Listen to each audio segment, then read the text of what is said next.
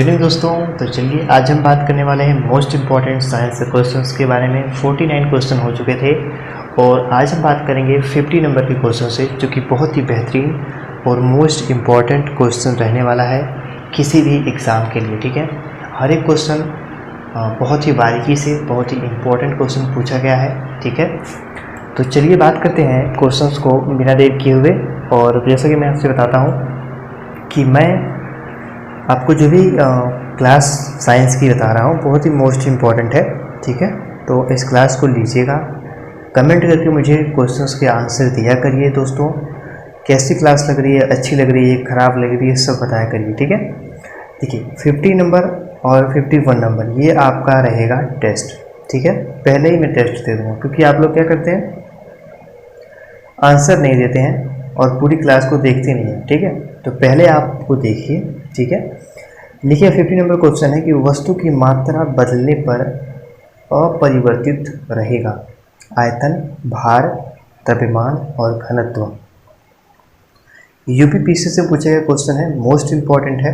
ठीक है, तो इसका आपको आंसर देना है। और ये 50 नंबर क्वेश्चन आपका 51 है कि सर सीवी रमन को भौतिकी का नोबेल पुरस्कार प्राप्त हुआ। सर सीवी रमन को भौतिकी का नोबेल पुरस्कार किस वर्ष प्राप्त हुआ था, ये आपको बताना है। पीएससी में पूछा गया क्वेश्चन है, बहुत ही मोस्ट इम्पॉर्टेंट।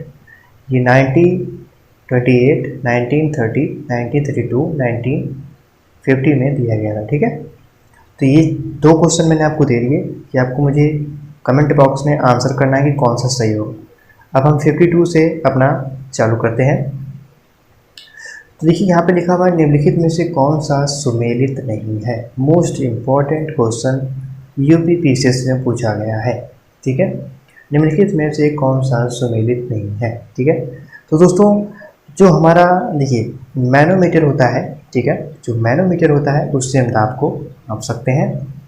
और लिखा है कि कार्ब्यूरेटर से आंतरिक दहन, जो जैसे कि आपने देखा होगा अगर आपके गांव में ट्रैक्टर होगा, ठीक है, तो जो आगे का जो पोर्शन होता है उसको आप खोलोगे ना तो वहाँ पे एक कार्बोरेटर जैसा रहेगा जिसमें से आप पानी डालते हो। ठीक है, तो उसमें कई सारे पार्ट्स बने होते हैं जिसको हम बोलते हैं कार्बोरेटर। ठीक है, वहाँ पे क्या होता है कि जो इंजन का आंतरिक दहन होता है। ठीक है, सी है कार्डियोग्राफ। कार्डियोग्राफ से क्या होता है कि जैसे कार्डियोलॉजी हम हृदय के बारे में अध्ययन करते हैं। अगर कार्डियो आ गया तो मतलब कि उस टाइम हृदय के बारे में बात हो रही है। ठीक है, तो सी वाला तो कतई नहीं हो सकता, ए भी सही है। मतलब आपका जो गलत है, सिस्मोमीटर से पृष्ठ तल की वक्रता को नहीं मापा जाता है। ठीक है, D is a right answer. ठीक है दोस्तों, तो आपका कौन सा सही आंसर हो जाएगा दोस्तों, D is a right answer. Okay, चलिए नेक्स्ट क्वेश्चन की बात करते हैं। और नेक्स्ट क्वेश्चन हमारा देखिए आ गया, लिखा है कि क्यूरी किसकी इकाई का नाम है। Curie is a most important question, SSC में पूछा गया क्वेश्चन है, एनटीपीसी में भी पूछा जा सकता है, जो कि इन फ्यूचर दिसंबर में 15 दिसंबर को उसका एग्ज़ाम आई थिंक डेट आ गई है। ठीक है, तो हो सकता है एग्ज़ाम में पूछ ले, तो आप इसको भी याद कर सकते हैं कि क्यूरी किसकी इकाई है। क्यूरी किसकी इकाई दोस्तों होती है, जो क्यूरी होता है। ठीक है, अगर हम बात कर लें क्यूरी के बारे में, तो क्यूरी किसकी इकाई है अगर आपसे कोई पूछ दे तो क्या आप बता पाओगे। तो दोस्तों बहुत ही सिंपल और साधारण क्वेश्चन है, मक्खन जैसा क्वेश्चन है। अगर आपको पता होगा तो आपको तुरंत पता भी चल गया होगा। जो क्यूरी होती है वह रेडियो एक्टिव धर्मिता की होती है, क्योंकि क्यूरी जो होती है, मैडम क्यूरी ने इसका जो है फाउंडेड मतलब इसकी खोज की थी। ठीक है तरीके से, तो इसका A is a right answer. Next question हमारा है कि इसको भी देखिए सुमेलित करना है। और सुमेलित करने में एक फ़ायदा होता है दोस्तों कि अगर आपको एक भी इसमें से याद है ना तो आपका तुरंत आंसर सही हो गया। ठीक है, तो दोस्तों अगर हम बात कर लें कि इसके सही आंसर की, तो इसका जो सही आंसर है वो हो जाएगा हमारा, देखिए फेरोमीटर से क्या होता है, हाइग्रोमीटर से क्या होता है, बायोमीटर से क्या होता है, ये मैंने आपको बताया है। और फेरोमीटर के बारे में बात करें तो फेरोमीटर होता है वह समुद्र की गहराई को मापता है। ठीक है, क्या करता है, वह समुद्र की गहराई को मापता है। ओके, तो बी इज राइट आंसर। ये जो हमारा क्या हो गया, फेदोमीटर कहाँ पे है, इस पे है, ठीक है। अगर फेदोमीटर इस पे है तो जो हमारा बैरोमीटर से क्या होता है, बैरोमीटर वायुमंडलीय दाब को नापता है, ठीक है। अब देखिए दो चीज़ हो गई, ए और आपका बी मिल गया। अब आप इसमें चेकआउट कर लीजिए कि कहाँ से ए और बी मिल रहे हैं। देखिए पहला हमारा ऑप्शन था, ये देखिए यहाँ पे मिल रहा है, ठीक है, 4 नंबर और 1 नंबर, ठीक है। और देखिए कहीं 4 नंबर 1 नंबर है नहीं ना। देखिए जैसा कि मैंने आपको बताया था कि पहले अगर आपको पता है एक चीज़ के बारे में, तो आपको फेदोमीटर के बारे में तो पता था, चलो ठीक है, समुद्र की गहराई मापी जाती है, लेकिन यहाँ पर डबल 4 दे दिया। अगर आपको एक और पता है मतलब आपको सही कर दिया, तो बस इसमें कुछ खास बात नहीं होती। आपको अगर एक दो पता है तो आपका आंसर 100% सही होगा। तो B is a right answer, ठीक है। फेदोमीटर से समुद्र की गहराई मापा जाता है, और वायु दाब जो होता है, ठीक है, वायुमंडलीय दाब क्या होता है, बैरोमीटर से मापा जाता है। और हाइग्रोमीटर से क्या होता है, वायुमंडलीय आर्द्रता मापी जाती है, ठीक है। अल्टीमीटर से ऊंचाई मापी जाती है, क्या मापा जाता है, ऊंचाई, ठीक है। तो एक बार मैं आपको यहाँ पे मिला के दिखा देता हूँ तुरंत 1 सेकंड में। फेदोमीटर इज कम टू समुद्र की गहराई, और बैरोमीटर वायुमंडलीय दाब, हाइग्रोमीटर वायुमंडलीय आर्द्रता, अल्टीमीटर ऊंचाई, ठीक है। तो इस तरीके से आपको याद करना है, बहुत ही सिंपल है। ये देखिए छत्तीसगढ़ पीसी से पूछा गया क्वेश्चन है, इंपॉर्टेंट है, तो ये आपको नोट करना चाहिए। फिर एक देखिए आ गया सुमेलित करने क्वेश्चन। देखिए क्वेश्चन जो है, बहुत सारे क्वेश्चन सुमेलित के भी पूछे जाते हैं, ठीक है। अब देखिए इसमें लिखा है कि आइसो बार, आइसो हाइट, आइसो हेलाइन और आइसो बाथ। तो इनको आपको मिलाना है और देखना ये कौन सा सुमेलित नहीं है, ठीक है। इसमें केवल एक ऐसा है जो कि सुमेलित नहीं है, और यूपी यूडीए में एलडीए में पूछा गया क्वेश्चन है, इंपॉर्टेंट है। दोस्तों इसका जो सही आंसर है वो हमारा होगा आइसो हेलाइन। यह बर्फ वर्षा से सुमेलित नहीं है, ठीक है। तो आपका सी इज अ राइट आंसर, ठीक है। और आइसो बार वायु दाब से रिलेटेड है, आइसो हाइट वर्षा से रिलेटेड है, और जो आइसो बात है वो गहराई से। चलिए नेक्स्ट टॉपिक के बारे में करते हैं। नेक्स्ट क्वेश्चन हमारा आ गया सामने है कि घर्षण एवं स्नेहक का अध्ययन। अगर मान लीजिए अगर हमें किसी चीज़ का अध्ययन करना हो, घर्षण और स्नेहक का, तो जो घर्षण और स्नेहक का अध्ययन होता है, ठीक है, उसको किसके अंतर्गत किया जाता है ये आपको बताना है। मोस्ट इंपॉर्टेंट क्वेश्चन है, आरएएस और आरटीएस में पूछा गया क्वेश्चन है, इसलिए इंपॉर्टेंट तो बनता है।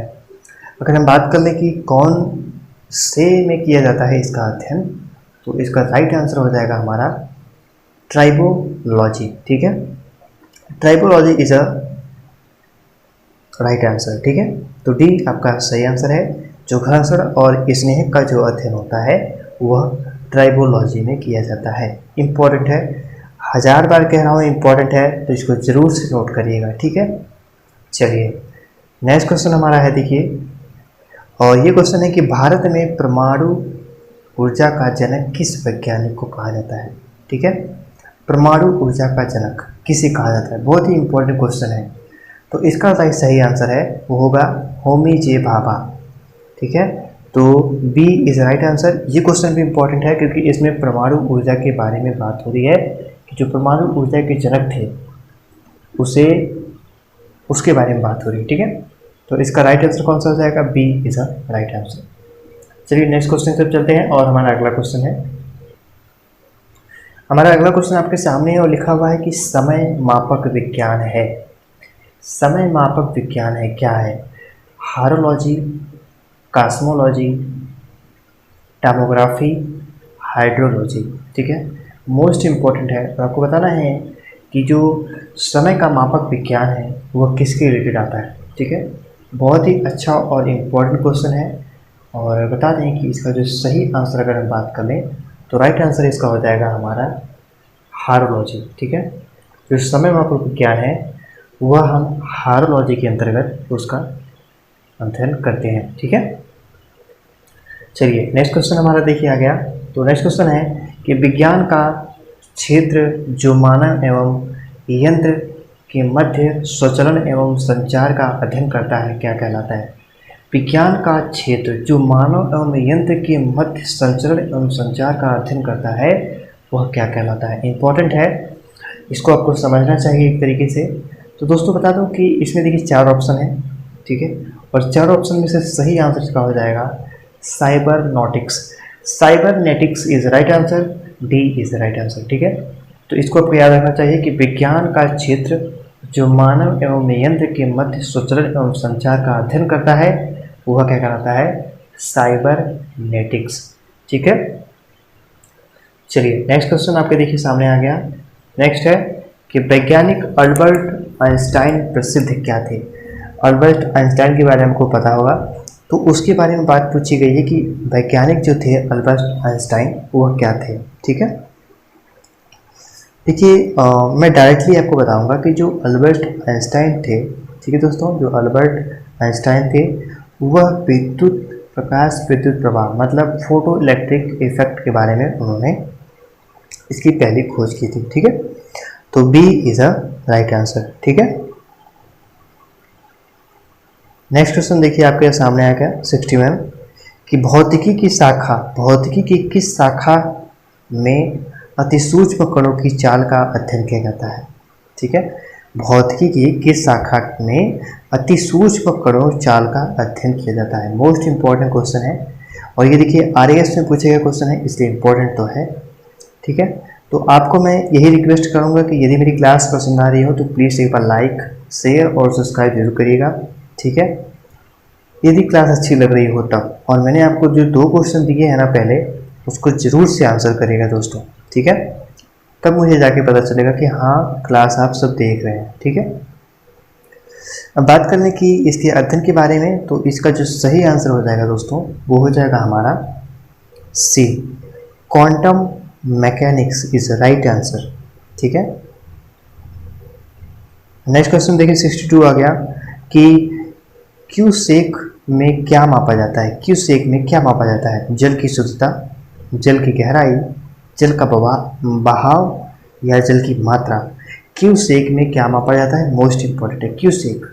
क्यूसेक में क्या माप सकते हैं? तो इसका राइट आंसर हो जाएगा हमारा जल का जल का बहाव, ठीक है। ये देखिए इंपॉर्टेंट है और थोड़ा नया क्वेश्चन है, ठीक है। और ये क्वेश्चन पीसीएस से पूछा है क्वेश्चन, तो इंपॉर्टेंट तो है ना। देखिए ऐसा नहीं कि अगर ये पीसीएस में पूछे गया क्वेश्चन है तो ये एसएससी और एनटीपीसी और कहीं अन्य एग्जामों में नहीं पूछा जा सकता है। दोस्तों ये क्वेश्चन पूछा जा सकता है, 100% पूछा जा सकता है, केवल आपको याद रखना होगा, ठीक है। क्यूसेक का क्या मापा जा सकता है? क्यूसेक से तो वह जल का बहाव, ठीक है। चलिए नेक्स्ट क्वेश्चन बात करेंगे। नेक्स्ट क्वेश्चन हमारा है कि सापेक्ष आर्द्रता नापी जाती है। सापेक्ष आर्द्रता नापी जाती है, मोस्ट इंपॉर्टेंट क्वेश्चन। देखिए ये जो चीज़ें हैं कई बार घूम फिर के आएंगी, आपको बस अपने दिमाग को स्थिर रखना है और आपको बस अगर कहीं आर्द्रता के बारे में बात हो जा रही है, कहीं नमी के बारे में बात हो रही है, तो यहाँ पर 100% हाइग्रोमीटर होगा, ना कि हाइड्रो। आप हाइड्रो मत लगा दीजिए, अगर नमी है जल है तो आप हाइड्रो लगा दीजिए, नहीं, हाइग्रोमीटर लगाइएगा। ग्रो समझ रहे हैं आप, इग्रो, ठीक है। तो B is the right answer, ठीक है। और ये क्वेश्चन यूपीपीसीएस से पूछा गया क्वेश्चन है 1996 में, ठीक है। नेक्स्ट क्वेश्चन देखिए सूची मिलाने के बारे में बात हो रही है, यहाँ पे सूची मिलाना है। अब देखिए सूची किस तरीके से, क्यूसेक, अब तो आप बता दोगे 1 सेकंड में क्यूसेक क्या होता है। क्यूसेक मतलब यहाँ पे प्रवाह की दर की बात हो रही है, ठीक है ना। आप तो ये समझ के हुए किसी मतलब एक तरीके से क्यूसेक के बारे में बात हुई, मतलब कि देखिए आप यहाँ से इसको मिलाएं, ठीक है। 1 का 3 है, ठीक है ना, 1 का 3 आप देख लीजिए, 1 का 3 कहाँ है? 2 जगह है, ठीक है ना। आप देखिए कुछ और देखिए, कुछ और आपको आता है इसमें, बार, रिएक्टर, बाइट कैसे में होता है? बाइट तो सिंपल आपको पता होगा ना, कंप्यूटर में होता है, तो कंप्यूटर हो गया। अब देखिए बी का 4 है कहीं, क्या बी का 4 है, मतलब बी का 4 ये है, ठीक है ना। इस तरीके से आप इसको सही लगा सकते हो। तो इसका राइट आंसर कौन सा हो जाएगा? हमारा B is the right answer, B, ठीक है। हमारा कौन सा आंसर सही हो जाएगा? बी। तो आज की क्लास हम यही समाप्त करते हैं। और क्वेश्चन कैसे लगे, मैंने जो आपसे 2 क्वेश्चन पूछे हैं उसके आंसर आप जरूर दीजिएगा। क्लास कैसी लगी कमेंट करके जरूर बताइएगा। मोस्ट इम्पॉर्टेंट 10 से 15-20 क्वेश्चन थे, हर एक क्वेश्चन को बारीकी से नोट करिएगा। मैं आपका टाइम ज़्यादा खर्च नहीं कर रहा हूँ, डायरेक्टली बता रहा हूँ कौन इम्पोर्टेंट है कौन इम्पोर्टेंट नहीं है। हर एक क्लास को अच्छी तरीके से लीजिए, और यदि आपको टेस्ट खेलना है, किसी तरीके से प्रैक्टिस करनी है, तो आप हमारे एग्ज़ाम कुंड का एक टेलीग्राम ग्रुप है, वहाँ पे आप जाके ज्वाइन हो सकते हैं। ठीक है, क्लास कैसे लगी मुझे कमेंट करके बताइएगा। मिलते हैं नेक्स्ट क्लास में, तब तक के लिए नमस्कार, धन्यवाद, थैंक यू सो मच।